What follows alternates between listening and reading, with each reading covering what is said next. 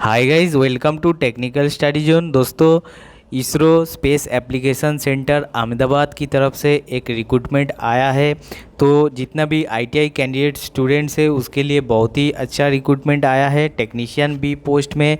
तो इसको जानने के लिए आपको इसरो एसएससी यानी कि स्पेस एप्लीकेशन सेंटर की ऑफिशियल कैरियर पेज पे जाना है। वहाँ पे जाने के बाद आपको यहाँ पे क्लिक हेयर टू अप्लाई, यहाँ पे आप ऑप्शन देखने को मिल जाएगा। यहाँ पे आपको एडवर्टाइजमेंट नंबर दिया हुआ है, डेटेड है 1 अगस्त 2023, टेक्नीशियन बी और ड्राफ्ट्समैन बी। यहाँ पे आपको क्लिक कर देना है। क्लिक करने के बाद आपको एक दूसरा पेज में रिडायरेक्ट हो जाएगा। वहाँ पे जाने के बाद यहाँ पे आपको स्पेस एप्लीकेशन सेंटर का एप्लीकेशन सेंटर की कैरियर जो ऑप्शंस है यानी कि जो कैरियर पेज है वो ओपन हो जाएगा। यहाँ पे देख सकते हैं। उसके बाद आपको थोड़ा सा नीचे जाना है। यहाँ पे कौन कौन सी पोस्ट के लिए यहाँ पे आवेदन लिया जा रहा है उसके लिए जानने के लिए आपको क्या करना होगा। जैसे फिटर हो गया, मशीनिस्ट हो गया, कहीं भी जगह पे यहाँ पे मोर पे क्लिक करना है। ठीक है, कोई भी पोस्ट के यहाँ पे मोर पे आपको क्लिक करना है। ठीक है, तो मोर पे क्लिक कीजिएगा तो आपको क्या होगा, यहाँ पे एडवर्टाइजमेंट का जो ऑफिशियल पीडीएफ है वो डाउनलोड हो जाएगा। डाउनलोड हो जाने के बाद यहाँ पे आप जो है एडवर्टाइजमेंट डिटेल्स यहाँ पे देख सकते हैं। तो देख सकते हैं ये government of India, department of space, Indian space research organisation ISRO की तरफ से रिक्रूटमेंट आया है जिसका एडवर्टाइजमेंट नंबर है SAC-3 2023, डेटेड है 1 अगस्त 2023। ठीक है, तो यहाँ पे आपका जो स्पेस एप्लीकेशन सेंटर अहमदाबाद में यहाँ पे पोस्टिंग होगा।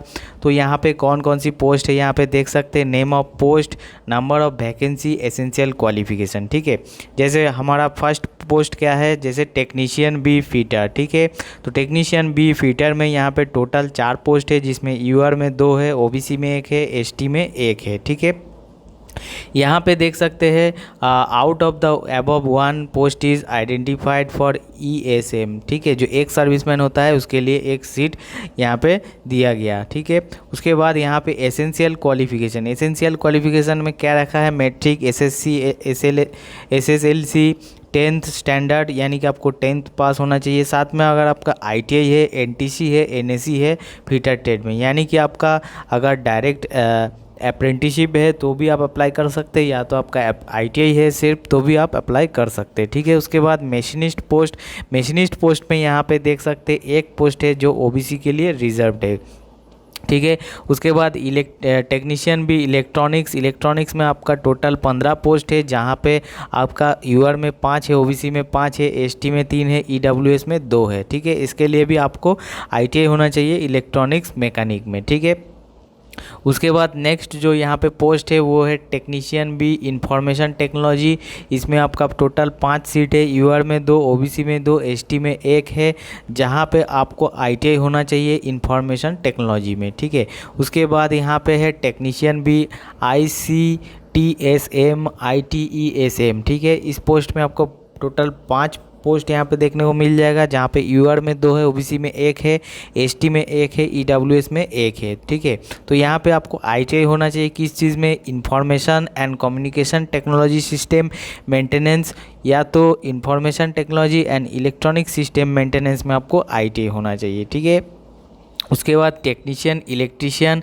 इलेक्ट्रीशियन में आपका एक पोस्ट है ओबीसी के लिए, जहाँ पे आपको इलेक्ट्रीशियन में आईटीआई होना चाहिए। उसके बाद draftsman mechanical. Draftsman B mechanical में आपको एक पोस्ट है, यूआर कैंडिडेट्स के लिए आपको आईटीआई ड्राफ्ट्समैन मैकेनिकल होना चाहिए। उसके बाद टेक्नीशियन बी केमिकल। केमिकल में आपको एक सीट है यूआर कैंडिडेट्स के लिए, और यहाँ पे आपको लेबोरेटरी असिस्टेंट केमिकल प्लांट में आपको आईटीआई होना चाहिए। उसके बाद टेक्नीशियन भी टर्नर। टर्नर में एक पोस्ट है यूआर कैंडिडेट्स के लिए जिसमें आपको आईटीआई टर्नर होना चाहिए। उसके बाद टेक्नीशियन भी एयर कंडीशनर एंड रेफ्रिजरेटर।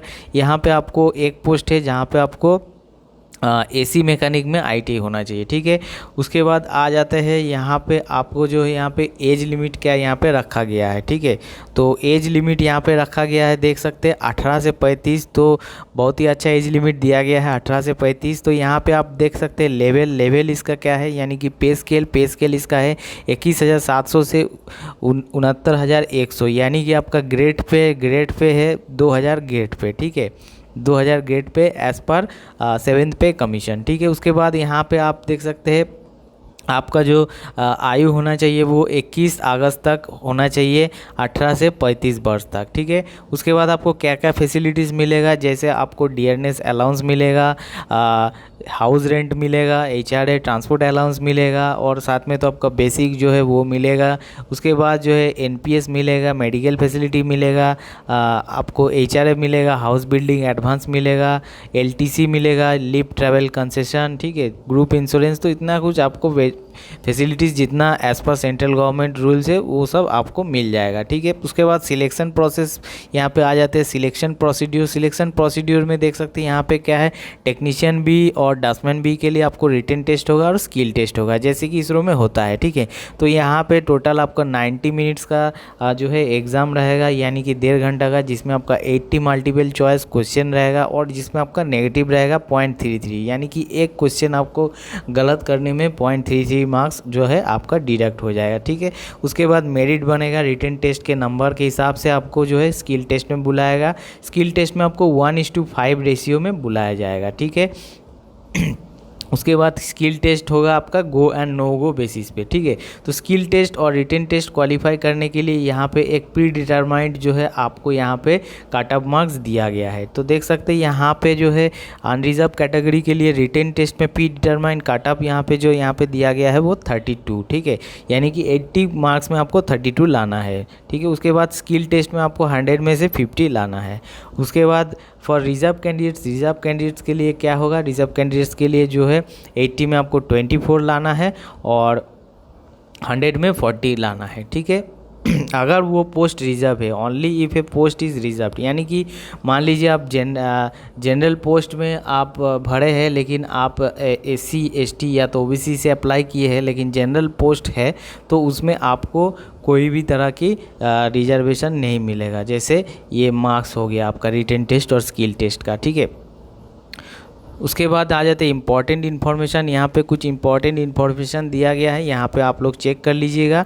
यहाँ पे एक चीज़ देख सकते हैं, यहाँ पे the candidate shall be given option online application to choose centre for written examination, यानी कि आपका यहाँ पे देख सकते हैं क्लियरली मेंशन किया गया है कि आपका रिटेन एग्जामिनेशन जो होगा वो 18 सिटीज़ में आपका रिटेन एग्ज़ाम होगा। कहाँ कहाँ होगा, अहमदाबाद में होगा, बेंगलुरु में होगा, भोपाल में होगा, भुवनेश्वर में होगा, चंडीगढ़ में होगा, चेन्नई में, देहरादून, गुवाहाटी, हैदराबाद, जयपुर, कोलकाता, लखनऊ, मुंबई, नागपुर, न्यू दिल्ली, रायपुर, रांची, तिरुवनंतपुरम, ठीक है।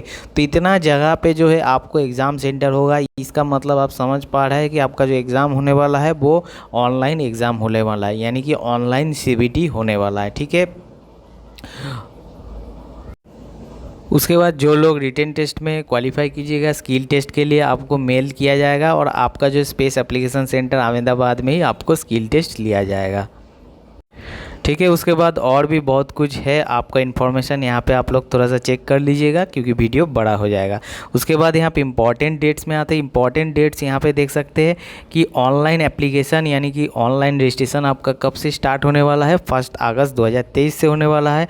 Closing date of online application जो है 21 अगस्त तक आपका एप्लीकेशन फॉर्म भरने का टाइम दिया गया है, ठीक है। यानी कि आज से 21 अगस्त तक आपको फॉर्म भरने का डेट दिया गया है। यहाँ पे कट ऑफ डेट यानी कि जो एज है, एजुकेशन क्वालिफिकेशन है, वो 21 अगस्त से पहले कंप्लीट हो जाना चाहिए, ठीक है। उसके बाद यहाँ पे कुछ कॉन्टैक्ट नंबर दिया गया है, कोई भी प्रॉब्लम होता है। For general guidelines filling online application, ये भी आप लोग थोड़ा सा चेक कर लीजिएगा, इसमें क्या क्या दिया हुआ है, जैसे आपका फ़ोटोज़ का साइज़, सिग्नेचर्स का साइज़, ये सब चीज़ यहाँ पे दिया हुआ है, ठीक है। उसके बाद एक इम्पॉर्टेंट चीज़ में आ जाता है, वो होता है एप्लीकेशन फ़ी। तो एप्लीकेशन फ़ी आपको कितना रखा गया है, ठीक है।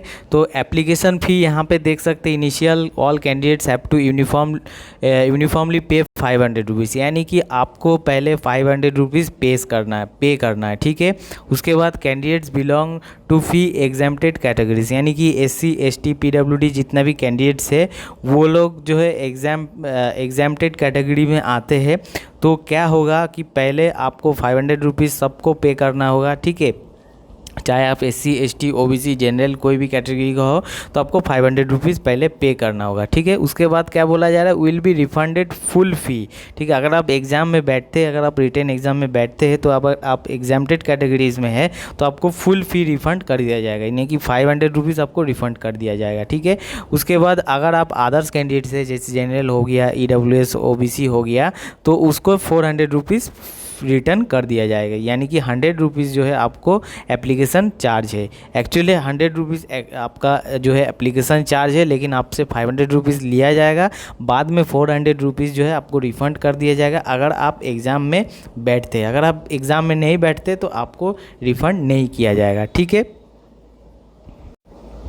उसके बाद आ जाता है कि आउट स्टेशन कैंडिडेट्स, जो आउट स्टेशन कैंडिडेट्स है उसको रिटेन एग्ज़ाम के लिए कोई भी आपको फेयर नहीं दिया जाएगा, जैसे बस का, ट्रेन का, रेलवे का, ये सब फेयर नहीं दिया जाएगा। अगर आप रिटेन में क्वालिफाई करते हो, अगर आपको स्किल टेस्ट में इसरो अहमदाबाद में बुलाया जाएगा तो आपको जो है second class sleeper railway fare, आपको नॉन AC बस का फेयर आपको दिया जाएगा। यानी कि अगर आप स्किल टेस्ट देने के लिए जाते हो तो आपको कोई भी आपका कैटेगरी को हो, जनरल हो, SC ST OBC कोई भी कैटेगरी का हो, अगर आप टिकट अपने पास अपने साथ अगर रखते हो तो आपको क्या होगा, आपको जो है यहाँ पे ट्रैवलिंग अलाउंस यहाँ पे आपको रिफ़ंड दिया जाएगा, जितना भी आपका फेयर लगता है, ठीक है।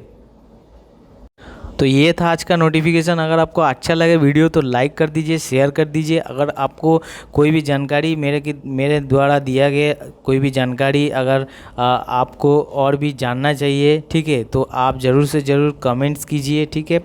तो चलिए दोस्तों, आज के लिए इतना ही, मिलते हैं नेक्स्ट वीडियो में।